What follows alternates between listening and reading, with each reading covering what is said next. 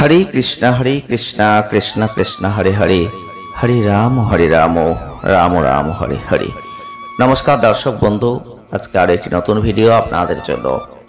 सामने आसছে दीपावली, सामने आसছে धनतेरस और एरই फले आजकेर भिडियोते आमरा आलोचना करब এই ধনতেরাসেই কিন্তু তিন রাশির সময় মঙ্গলময় হবে, কারণ মঙ্গলের গোচর বড় ফায়দা কিন্তু নিয়ে আসবে।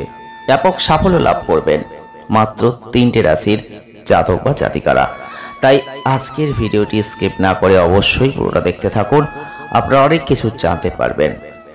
আজকের ভিডিওয় আমরা আলোচনা করব ধনতেরাসে তিন রাশির জাতক বা জাতিকাদের ভাগ্য বদলে যেতে পারে, অনেক পরিবর্তন আপনারা কিন্তু লক্ষ্য করতে পারবেন। এই সময় আপনাদের ভাগ্য বৃদ্ধি, সম্পত্তি লাভ, আর্থিক অগ্রগতি এগুলো হতে পারে। তাহলে কোন তিন রাশির জাতক বা জাতিকাদের এই সময়টা সুবর্ণ সময়, এই সময়টাই সুবর্ণ সুযোগ আসবে, আমরা আপনাদের আজকের ভিডিওটির মধ্যে দিয়ে জানাবো। ধনতেরাসে কিন্তু পরিবর্তন হবে ভাগ্য মাত্র তিনটে রাশির। তার মধ্যে প্রথম যে রাশিটিকে আমরা পাচ্ছি সেটা হচ্ছে সিংহ রাশি বা লিও সাইন। সিংহ রাশি বা লিও সাইনের জাতক বা জাতিকা যদি আপনি হয়ে থাকেন, তাহলে এই ধনতেরাসেই কিন্তু আপনাদের অত্যন্ত শুভ ফল আপনারা লাভ করতে চলেছেন। এই সময়টাই আপনাদের জীবনে আসবে সুখ, আপনাদের সম্পদের ক্ষেত্রে পরিবর্তন আসবে। এই সময়কালটাই সম্পত্তি কেনা, বাড়ি তৈরি করা, যানবাহন কেনার ক্ষেত্রে অত্যন্ত ভালো দিক। পৈতৃক সম্পত্তি থেকে লাভ রয়েছে, ব্যবসা করছেন, বিদেশি যোগাযোগ থেকে উপকৃত হবেন। যারা চাকরি করছেন তারা পদোন্নতি বা বোনাসের মতো সুসংবাদ পাবেন। আর সামগ্রিকভাবে সিংহ রাশির জাতক বা জাতিকাদের জন্য এটা আর্থিক উন্নতি, সমৃদ্ধির সময় কিন্তু এটা আমরা বলতে পারি। নেক্সট হচ্ছে বৃশ্চিক রাশি বা স্করপিও সাইন।